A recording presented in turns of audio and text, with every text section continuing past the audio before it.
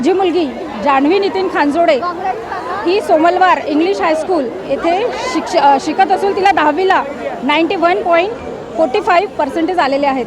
कशी मेहनत घेतली जान्हवीनी? जान्हवीने खूप रात्र जागून आणि खूप परिश्रम करून मेहनत घेतलेली आहे आणि अगदी 10वीची एक्झाम त्यांनी जबाबदारीने म्हणजे काहीही निष्काळजी न करता एकदम व्यवस्थितरित्या आणि मला म्हणजे आईवडिलांना काहीही न सांगता तिने स्वतःच्या बळावर हे पर्सेंटेज घेतलेले आहेत. त्याबद्दल मला माझ्या मुलीवर खूप गर्व आणि अभिमान वाटतो. एक प्रश्न जान्हवीला, पुढे आहे मागून आहे.